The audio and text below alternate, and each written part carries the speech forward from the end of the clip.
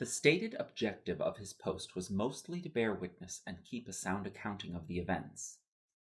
An attention to details, a quick wit with figures, and priorities which kept him on schedule had earned him the attention of Captain Carsack, and it was Carsack whom had made the reference that resulted in the offer to stand a short post in Her Majesty's house.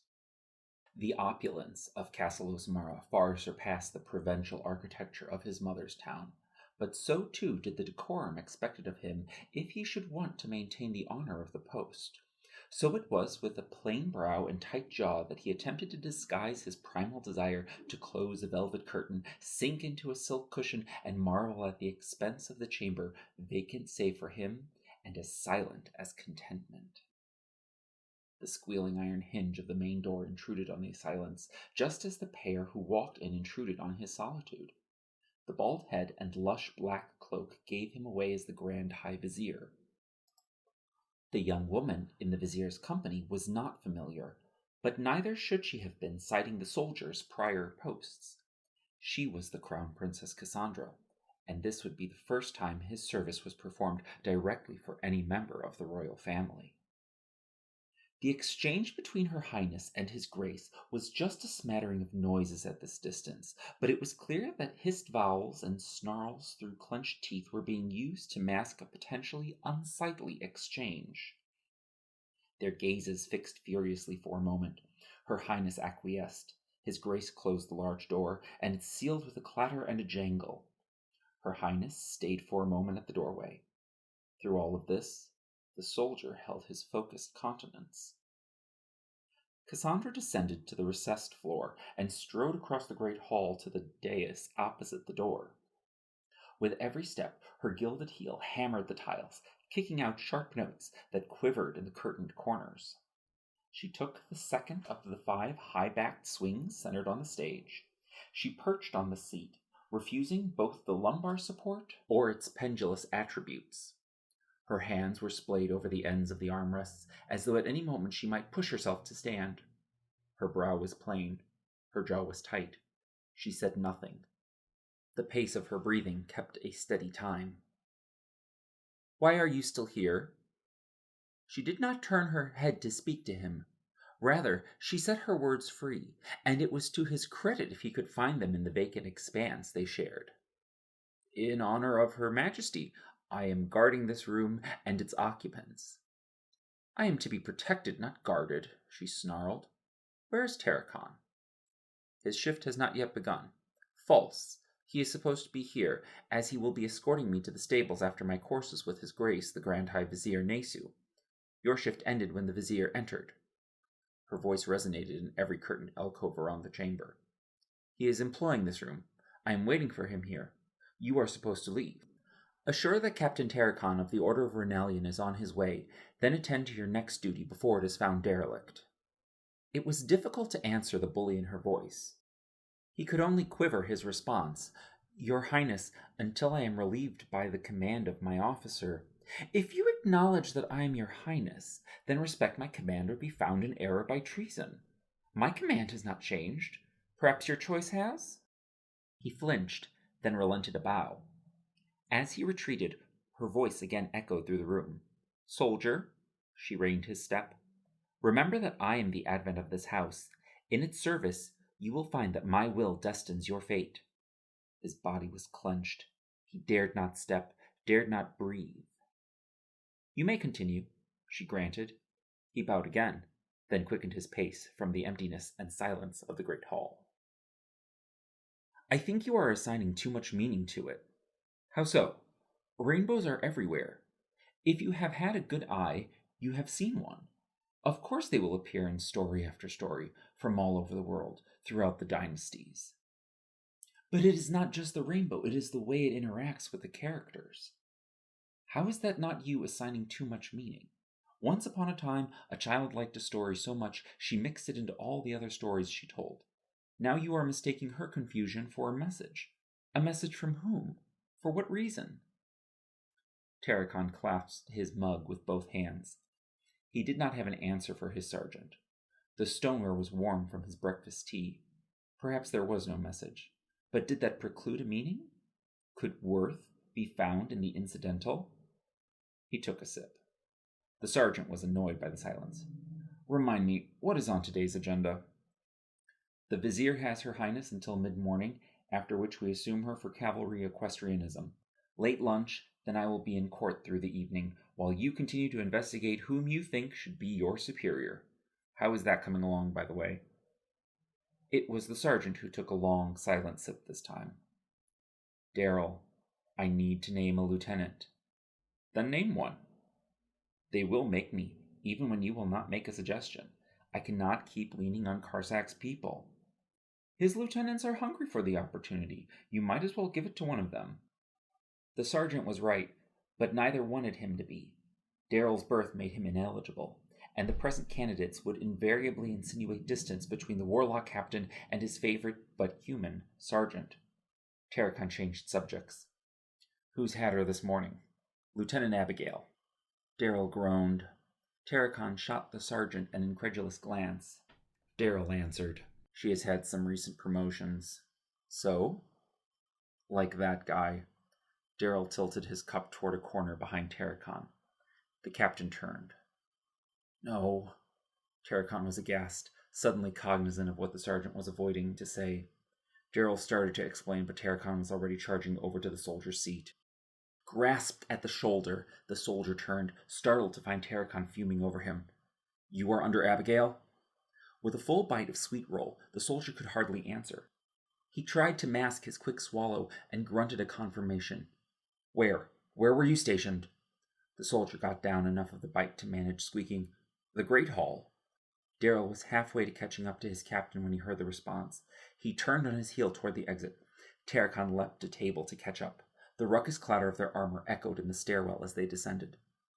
Time was his worst enemy, and her greatest tool. By how much time was he behind? The half-eaten cinnamon roll, the crumbs of streusel caked at the edge of the soldier's lips. It had been enough time to start breakfast. It had been enough time to walk from the great hall to the armory tower, enough time to scale 2 flights of stairs. Tarracon did not walk. His trot down the 2 flights of stairs was a juggle of feet, with high hopes that they would land well. There was no time to consider the distance one might fall with a misplaced step. There was no time to consider the obstacles in his way, such as the apology he owed after he bashed into somebody, or for the salute he failed to return. There was only one consideration which wholly occupied his mind: where she might have gone. She was stressed, and would be looking to get away. There was a direct correlation between the distance she was from her scheduled location and the trouble he would be in for failing his post, even despite it occurring during his paltry off hours. There had been enough time for her to leave the keep. If she was still in the keep, he could have the entire structure flushed within the hour. If she had made it out, however, every half second would matter in an elusive game, which in the past she had successfully sustained for 2 whole days. Her escape of the keep was the pivot by which he would have to make his play. The keep, Darrell! Get the keep! Tarracon barked as they reached the door of the armory tower. Darrell did not himself have enough pull to secure the keep, but Abigail knew well enough that Darrell's request was Tarracon's command. The portcullis would drop, and any hope for escape would be snatched in its iron teeth. With Darrell assigned the defensive task, Tarracon could run a critical offensive interference. They parted ways as they passed through the door, Darrell to the taller adjacent tower, and Tarracon to the timber structure across the ward where the unicorns were stabled. Was she here? Tarracon snarled as he tore into the stable. A slight young woman in a full leather suit pulled herself up by the pitchfork she had in hand. Despite the exhaustion in her eyes, she had a chipper tone and a devious smile. Tarracon, what a pleasure to see you. Melanie, has Cassandra been here today? Oh, why? Are you looking for her? Her dim-witted delivery was too deliberate. Tarracon brushed her off with disdain, and he investigated the stalls for himself. Melanie returned to her chore as Tarracon opened the successive stall doors. As he arrived halfway down the corridor, she dared to engage him again. I see a lot of people every day. You cannot expect me to keep track of every person who comes in here, can you? No, but if I wanted to know who did what with whom 3 months, 2 days, and 7 hours ago, I'm sure you could rattle off some impeccable answer. Why do you want to know? Do you have your eyes set on someone?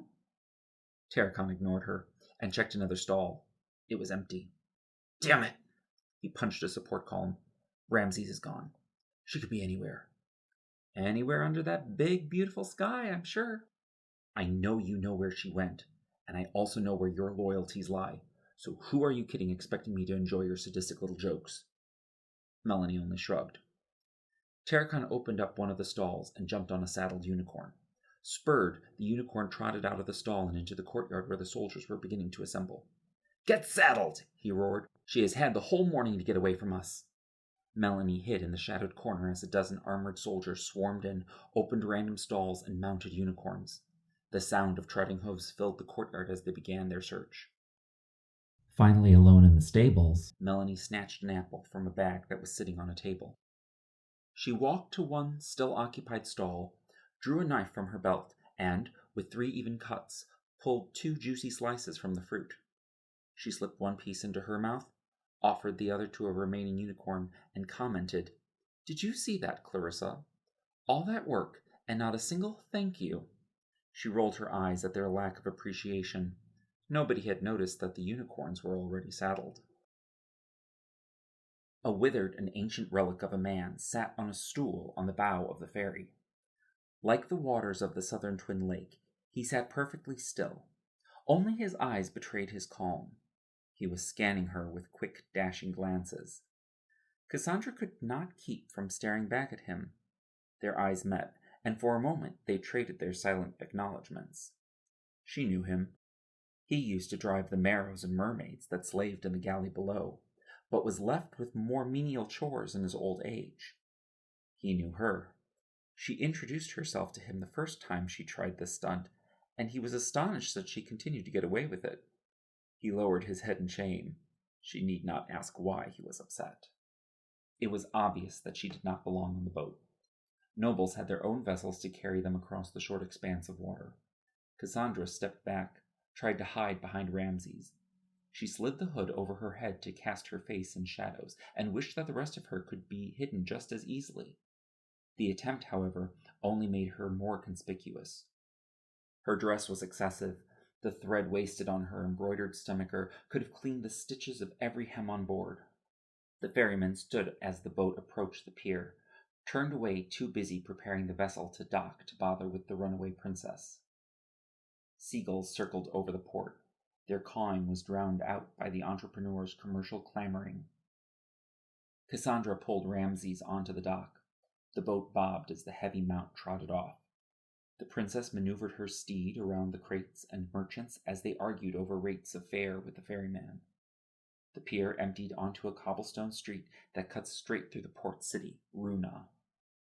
Cassandra mounted Ramses and rode down the road.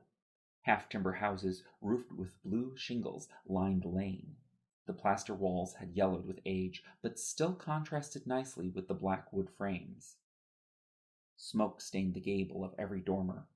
Storefronts were built in the ground floor stone foundations. From every decorated commercial table and shadowed alley, people called out the prices and availability of their many alluring goods. Crowds hustled between the tables, bargained and threw their money at offers. Cassandra was in no mood to stop by the shops today.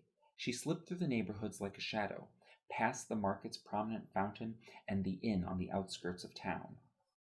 The cobblestone eroded into a gravel path. The farmhouses and barns grew further and further apart. Soon there were only fields of wild wheat and strands of wildflowers whipped up like waves by the wind. Cassandra was in the grasslands of Escambreco. She was close, but suspicious of her fickle memory and its suggested route. She spurred Ramses further up the road.